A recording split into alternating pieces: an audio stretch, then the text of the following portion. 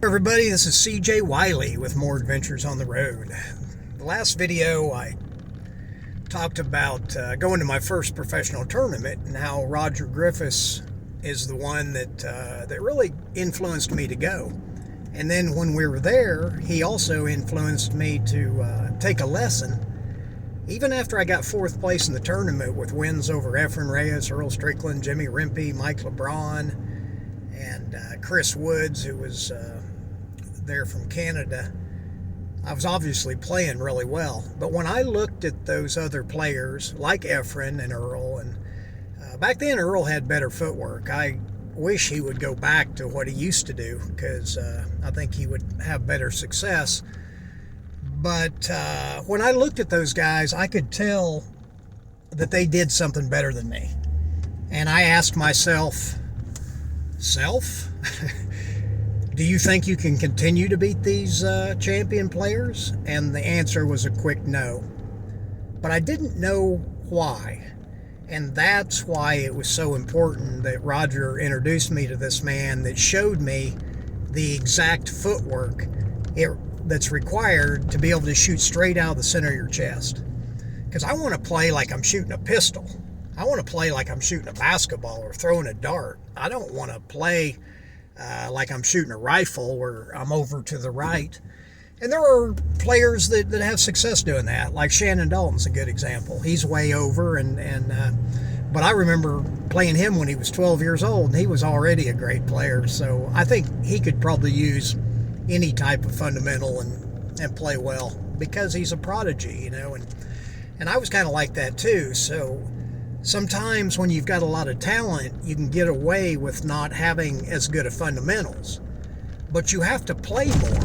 Like, I never really liked to practice very much. Other players were practicing 6-8 hours. I really never did that. I played a lot of gambling matches, but as far as practicing, an hour a day is about as much as I would practice. Getting ready for a big tournament, I'd maybe practice 2 and practice specific things, because I timed when I would peak out carefully.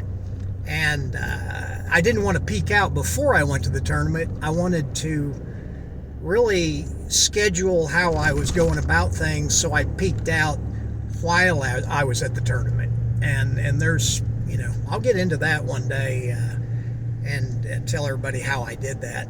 I remember Joanne Mason reminded me that I told her that on an airplane one time going to a tournament. And I guess it helped her, because she'd never thought about peaking out too early. Like boxers talk about it. You want to, train so that you are at your best during the competition. And so after we left Toronto, Roger and I went back to Dallas, and I was determined to make this new stance position as natural as possible, as quick as possible.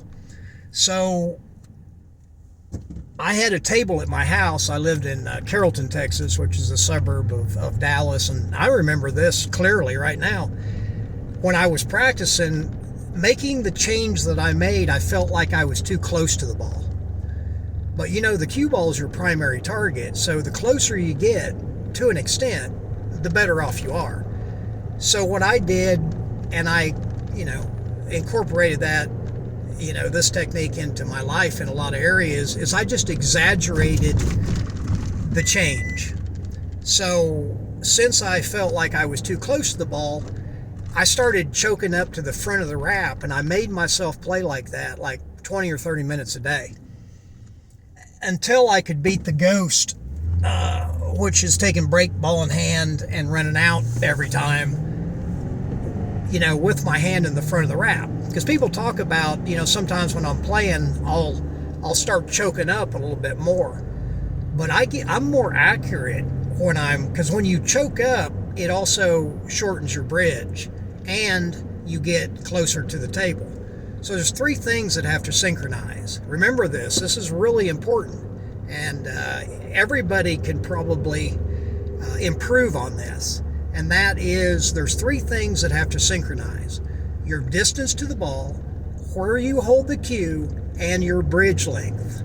And I've trained a lot of, top level players, and they always knew that where they held the cue and their bridge length had to synchronize, but they didn't realize the distance from the ball, and they didn't know how to measure that distance.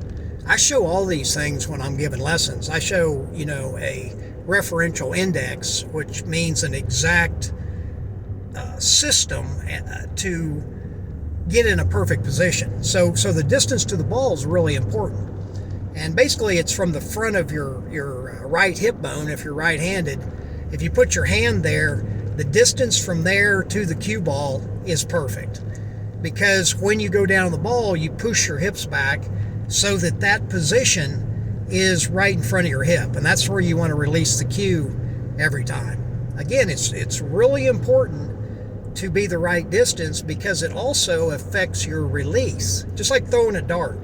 There's a release point that's perfect for you. And if you try to release in front of that or behind that, you're going to lose power, accuracy, and consistency. Same thing with throwing a ball. So the game of pool is very similar to these other games and sports, but for some reason, for many years, the conventional method of teaching has made it totally different. They're having you line up on your right hip and your right foot, which is not on your eye line. And I don't really understand that, even though I can't judge it because I think I did that at the beginning too. Just because, that's what everybody else does. And I try not to do what everybody else does. My theory in life is if the majority of the people believe something, it's probably wrong. So I don't appeal to consensus or authority because a lot of authority figures will give you information that's really maybe designed to make them money or something like that. I've always given this stuff away for free. I mean, I do have to make money like everybody else, and I do off selling, my videos and things like that. But for the most part, it's a karma thing for me. The more I can help other people, the more I benefit. Because I reached a point a while back where if I just focus on myself and trying to help myself, it just doesn't work anymore. But if I focus my attention on helping other people, then I don't even have to think about it. All of a sudden, things just start flowing. And that's been happening a lot lately. And I want to share when I got back and I started practicing and choking up to the front of the wrap, there was another positive thing that happened. You hold the cue in the front of the wrap when you're doing a massé shot, right? Well, a massé shot gets the most spin of any other shot. You can see Florian do those trick shots. It's amazing how he massés those balls. It looks like some kind of optical illusion what the cue ball does. But you'll also notice, or maybe you haven't, but with him and everybody else, they have to choke up on the cue to be able to get in that quick to the ball. You never see anybody do a massé shot holding the cue in the back. So, and players that hold the cue in the back, like Shane Van Boning, he has a long bridge too, obviously, because it has to synchronize. He's farther from the ball than I am, but we actually hold the cue very similarly. But you'll notice with Shane, he has a long bridge, but he only brings the cue back like 4 or 5 inches, and he doesn't follow through very far. For the most part, he pops most of his shots. So he just brings the cue back and returns it. Just like throwing a dart. You want to get it off the tip quick. Now, if you're following the ball or playing, like a safety or cue ball control where you're rolling the ball, then you don't do that. You don't pop it. You extend it. So there's 2 major types of strokes. The pop stroke, which is like throwing a dart, and then the extension stroke, which would be like lobbing a dart, lobbing a football. See, that's it's a different type of stroke. It's more of a deceleration stroke as opposed to the pop stroke, which is an acceleration stroke. And you pop it right at the moment of contact. And when I say pop, it's like popping a whip on much a lesser level. You're not trying to be that violent, but you get that much power. And when you get that ball off the tip, it's also a lot more accurate. It gets the cue ball off the table slightly so that there's no friction and it'll go straighter. So anytime I got to shoot a shot and I have to hit the ball really straight, I'm always going to pop it. I'm never going to extend that type of a shot. So it took me about 2 weeks to really get that new stance position down. And I was playing, I mostly did it by myself for like the first 3 days, but then I started playing some gambling matches, and what a difference. I couldn't play better than I had before, like a higher level, but my consistency went way up because I was always a slow starter. And when I went into the professional competition level, I knew that wasn't going to be possible. If I start out slow against Efren or Earl or Shane or somebody like that, I'm probably going to get punished severely and may not have another chance to win the match. So when you're playing that level of player, you have to get out of the box quick, like a horse race. You gotta get out in front, or and it also gets their attention. If you get out every time you're supposed to, I don't care how good your competition is, they're going to take notice of that, and it will make them dog it once in a while. Even the greatest players in the world dog it, and I'm in there too. You know, I've hit some I've hit some funky shots in my life, but I've also learned from all those type shots too. You know, if I really don't judge shots as easy or hard. I just take them all the same.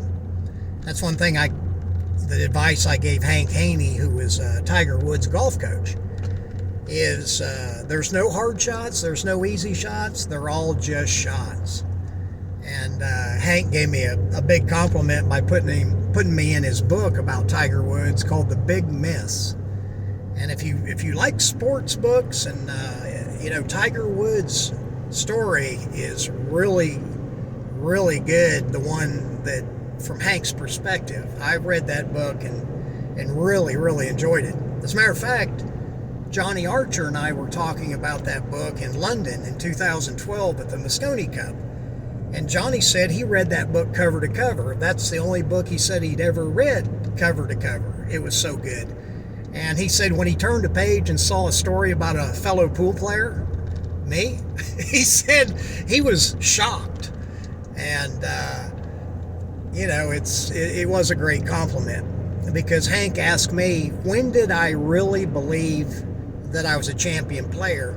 And that's what I told him. I said I stopped differentiating between hard shots and easy shots and found a systematic way, a pre-shot routine, to treat them all the same. Because if you don't do that, you'll find yourself making hard shots and missing easy ones, which doesn't make any sense other than it's a mental thing. You need to stay level, and I always described it like you're looking at a bucket of water. You want your mind to be so still that you can see your exact reflection.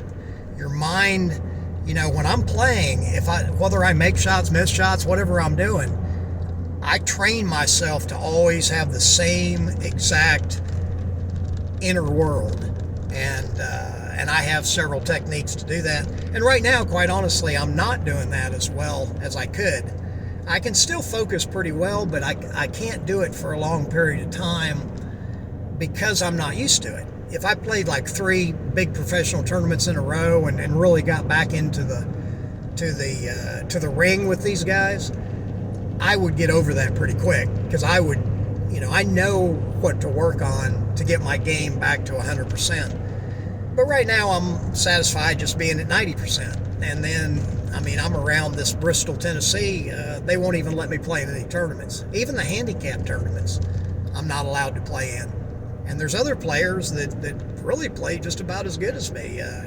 Eric Roberts is one. He plays as a 10 in these tournaments, and I told him I'd play as a 12. And they still won't let me play. What a wonderful game we have here. The better you get at it, the worse off you are. And to play at the pro level and beat guys like, Shane and Sky and Filler, and, you have to eat, drink, sleep, and just be absorbed in pool all the time. And I just can't do that right now. There may be a time where I can do that again. I like the way that I'm playing. It's just difficult to get out and compete, especially writing this book. So anyway, the next tournament I played in was in Reno, Nevada. And there's a great story that I'm going to tell you. I've ran a little bit over on this one. But when I went to Reno, I ended up having wins against Johnny Archer, Nick Varner, and Steve Miserak, and I had a match that ended up being the best-selling video of the year for AccuStats, where it went down to Hill, and I ran the last rack in about a minute. And it wasn't easy. But I played really fast. I basically played the same speed all the time. I rarely, took extra time on the harder situations, which that was a weakness of mine.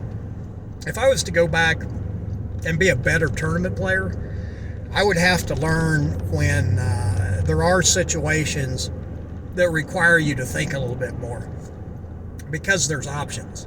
The way I play, there's generally one option. And since I use that touch of inside playing system, I'm cueing the ball to the inside just about every time, unless I need to spin the ball to go off a rail and change the angle or curve the ball or something.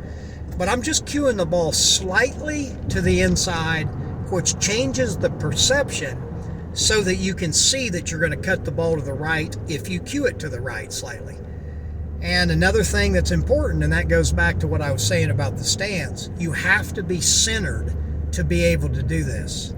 Once you're centered and you learn this stance technique that I'm talking about, then I can show you some really high-level stuff, because you can connect to the perfect geometry of the game. Because if you're not centered, you can't really plug into it. It's always going to take adjustments, and there's some fine tuning that people do and they don't even realize it. A lot of time it's on their practice strokes.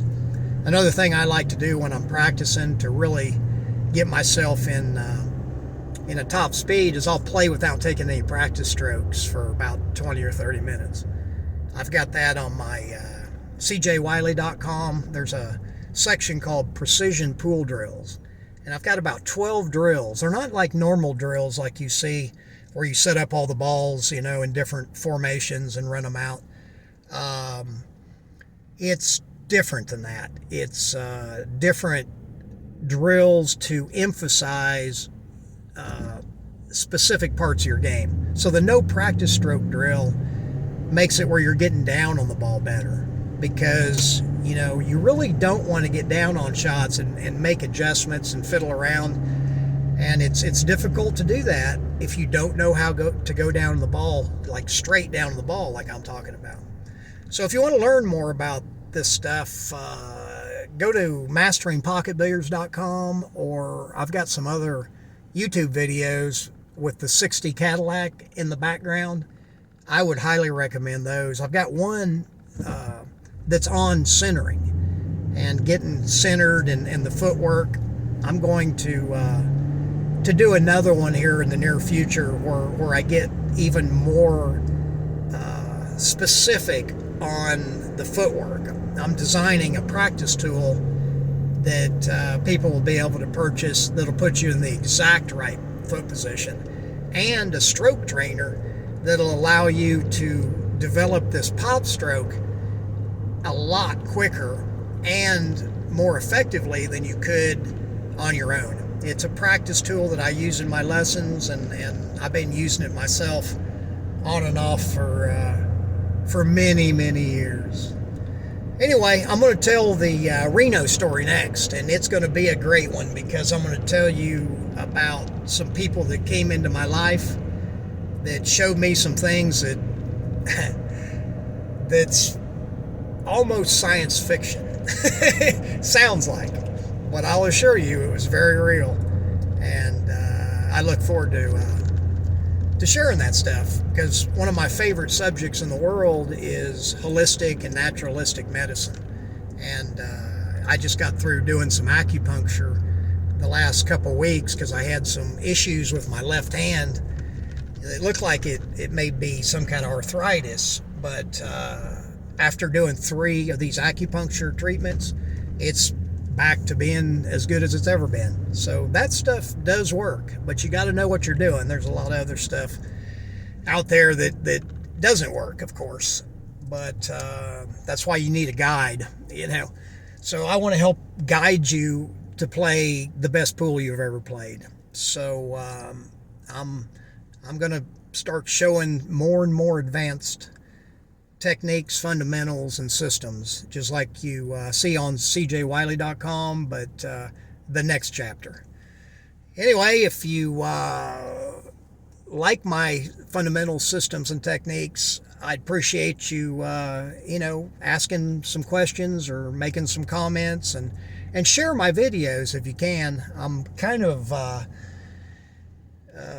it's a little hard for me to get my videos out right now for other reasons. So I'd appreciate it if you'd help share it with your friends and fellow pool players. I'd really appreciate it. Till next time, this is CJ, over and out.